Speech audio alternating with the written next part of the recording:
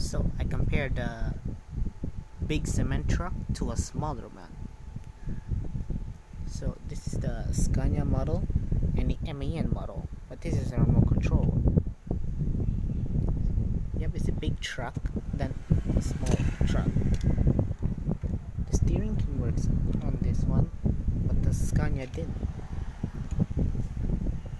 The drums are plastic, but one is still controlled by gears, one didn't.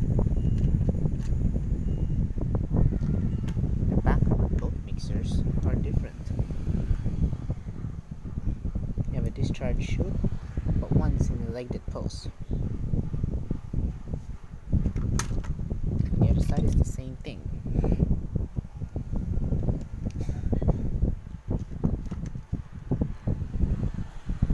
That's the comparison on both cement mixers.